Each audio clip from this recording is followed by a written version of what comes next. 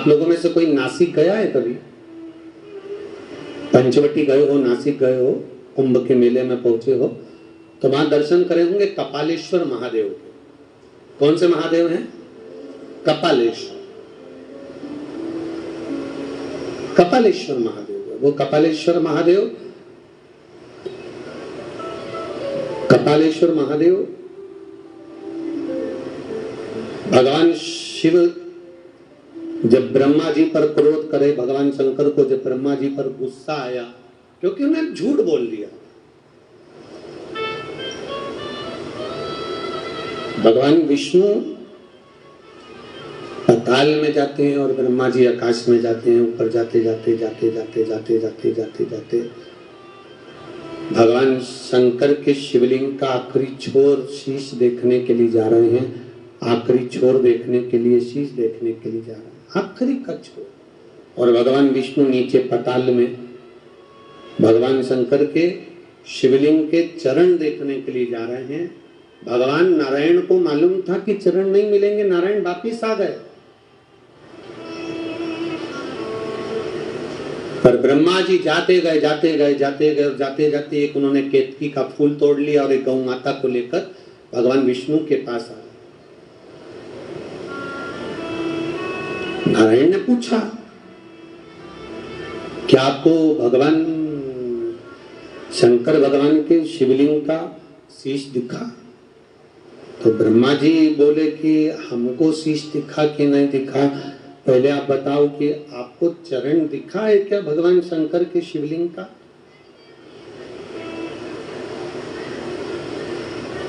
भगवान शंकर के शिवलिंग का चरण कहीं नजर आया है क्या आपको? तब भगवान विष्णु ने कहा कि हमको चरण नहीं दिखा। सत्य कह दिया, सत्य बोल दिया।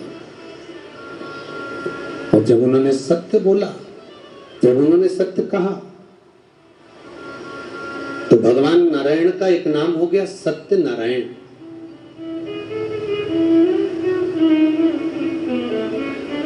ब्रह्मा जी बोले आपको चरण नहीं मिला, वो अपनी जगह पर मुझे भगवान शंकर के शिवलिंग का शीश मिला।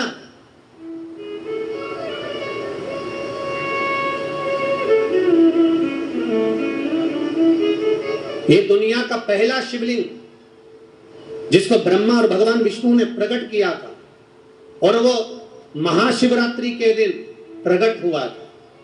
इसलिए भगवान शंकर के जन्म उत्सव को, भगवान शंकर के प्रागट्य उत्सव को, भगवान शंकर के शिवलिंग के प्रागट्य उत्सव को मनाया जाता है महाशिवरात्रि के रूप में। महाशिवरात्रि के रूप में मनाया जाता है। और महाशिवरात्रि के रूप में जब हम भगवान शंकर का जन्म उत्सव मनाते हैं, प्रागट्य उत्सव मनाते हैं, हाँ, दुनिया के लोग शिवरात्रि को भगवान शंकर के विवाह के रूप में मनाते हैं कि शिव और पार्वती का विवाह हुआ था। पर शिव महापुराण, लिंग पुराण, स्कंद पुराण, नर्मदा पुराण, ब्रह्म वैवर्त पुराण, ये सारी पुराणे वर्णन करती है कि भगवान शंकर का शिवलिंग की उत्पत्ति शिवरात्रि के दिन हुई। अब हम लोग जब मना रहे हैं, हम लोग जब धारण कर रहे हैं, हम लोग कह रहे हैं कि ये भगवान शंकर का मंगल विवाह हुआ। आप भले साधना कर रहे हैं, आप भले आराधना कर रहे हैं, शिव जी की आराधना में लगे हैं, भले आपने कह दिया शिवरात्रि को भगवान की शादी हुई थी, यह आपकी सोच है, यह आपका विचार है। पर शास्त्र, हमारा पुराण, हमारा वेद, हमारा शास्त्र कहता है शिवरात्रि के दिन भगवान शंकर का प्रागट्य हुआ था। हाँ, माँ जगज्जननी के साथ में मंगल विवाह की रात्रि हो, हम मना नहीं करेंगे, पर विचार करना कि शंकर भगवान की शिवरात्रि साधना की रात्रि होती है। शंकर भगवान की शिवरात्रि एक आराधना की रात्रि होती है।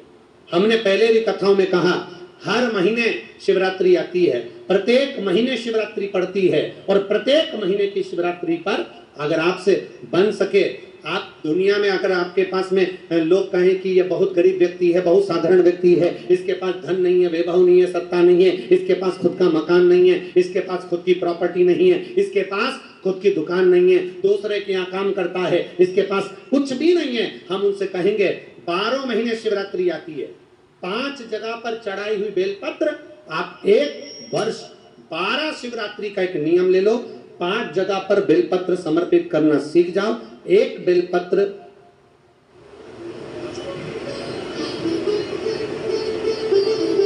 ये शिवलिंग, ये जलाधारी, बहुत ध्यान से देखना, ये चरण जहां से जल नीचे गिरता है, गणेश जी का स्थान, कार्तिकेय जी का स्थान, ये हस्तकमल माता पार्वती जी का हाथ हस्तकमल, शिवलिंग भगवान शंकर का स्थान। ऊपर से जो एक एक बूंद जल शिवलिंग के ऊपर गिर रहा है, शंकर भगवान की 5 बेटियां जया, विषहरा, शामरीबारी, दौतली, देव। बीच में जो एक मोटी सी लाइन है वो शंकर भगवान की छोटी लड़की, क्या नाम है? अशोक सुंदरी। ये पूरे शिवलिंग का वर्णन। 5 जगह पर बेलपत्र, 5 स्थान पर बेलपत्र। 12 महीने की शिवरात्रि। आप दूसरे क्या काम कर रहे हो? नहीं है नौकरी, नहीं है काम, दूसरे के मकान में रह रहे हो, खुद का मकान भी नहीं, खुद का प्लांट भी नहीं, खुद की प्रॉपर्टी भी नहीं, बहुत संघर्ष की जिंदगी जी रहे हो, ठेला धका रहे, लॉरी चला रहे, गाड़ी चला रहे, ऑटो चला रहे, अपने लिए करने का प्रयास करना। घर में जितने सदस्य हैं, 12 महीने शिवरात्रि आती है, एक बेलपत्र अशोक सुंदरी वाली जगह पर डंडी का मूल नीचे की ओर, दूसरी बेलपत्र माता पार्वती जी के हस्त कमल पर। ये तो पत्ती जो होती है, इस पत्ती के 2 भाग शिवलिंग के बीच में हो। तीसरी बेलपत्र भगवान शंकर के शिवलिंग पर डंडी का भाग आपके विपरीत दिशा में हो, विपरीत दिशा। चौथी बेलपत्र भगवान शंकर का जहां से जल बहकर जाता है, जमीन पर जो जल बहता है, जमीन पे से जो जल बहकर जाता है, चौथी बेलपत्र उस जमीन के जल पर जहां से वो पानी बहकर जा रहा है, पूरे शिवलिंग को छोड़कर जहां से पानी जमीन पर बहकर जा रहा है उस स्थान पर।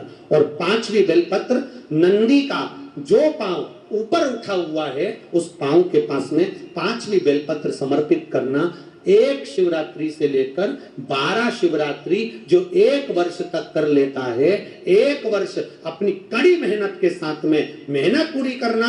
और ये 5 बेलपत्र हर महीने जो शिवरात्रि आती है उस पे समर्पित करना प्रारंभ कर दीजिए और मेहनत करना प्रारंभ कर दीजिए। आपको आपके कर्म का फल मिलेगा। साल भर के अंदर आप अच्छे बनकर बैठ सकते हैं।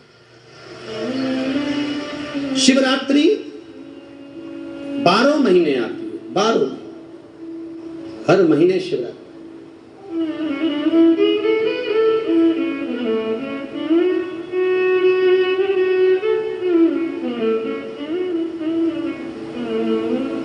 और महाराज जब वो कृपा करता है तो कोई साधारण नहीं करता। आपको पहले भी कथाओं में कहा, आपको पहले भी वर्णन किया, आपको पहले भी निवेदन किया, आपको पहले भी कहा, देवता देते हैं तो पल्ला झाड़ कर देते हैं, देवता देते हैं तो पल्ला झाड़ कर देते हैं, और मेरा देवघर वाला देता है तो छप्पर फाड़ कर देता है।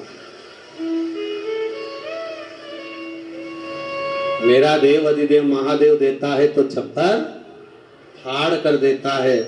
कोई साधारणता में मेरा बाबा कभी नहीं देता, साधारणता में मेरा बाबा देता ही नहीं।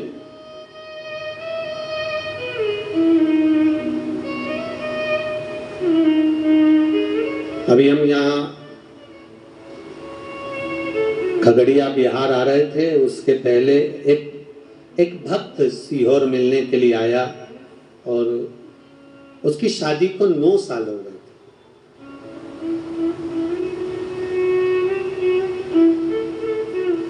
और टीवी के माध्यम से कथा सुनकर उसने सफेद आंकड़े की जड़ का प्रयोग करा था और 9 वर्ष शादी को हो गए थे, संतान में।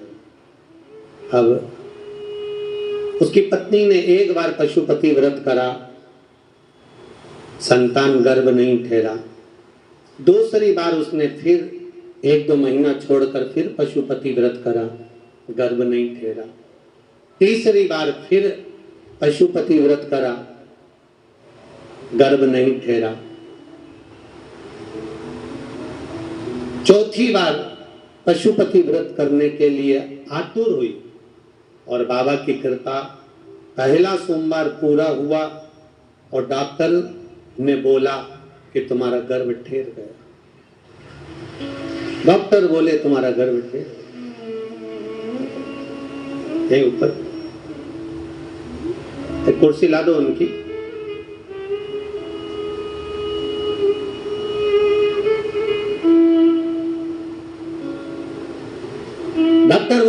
गर्भ ठहरा, 9 महीने पूर्ण हुए, डॉक्टर ने जब अल्ट्रासाउंड करा, जांच करी, तो उस जांच में निकला कि इनके गर्भ में एक बच्चा नहीं, 2 बच्चा नहीं। जब गर्भ की जांच हुई और अल्ट्रासाउंड कराया, सोनोग्राफी कराई, तो मालूम पड़ा इनके गर्भ में एक बच्चा नहीं, 2 बच्चे नहीं, 3 बच्चे गर्भ के अंदर है।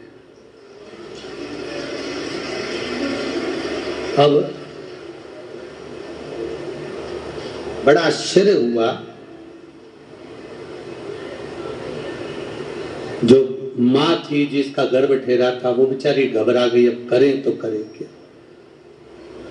क्या करा जाए। आखिरी में पति ने कह दिया तो चिंता मत कर, सियोर वाला महाराज कहता है सारी समस्या का हल 1 लोटा जल, शिव जी को 1 लोटा जल चढ़ाएंगे, रोज पिएंगे। डॉक्टर ने कहा है 3-3 बच्चे हैं, इनका ग्रोथ होना बड़ा कठिन है। पूरे 9 महीने जल चढ़ाकर दोनों पति पत्नी पैदल मंदिर तक जाना, जल चढ़ाना, पीना, और बाबा की कृपा से गर्भ से 3 पुत्रों ने जन्म लिया, शिव की कृपा।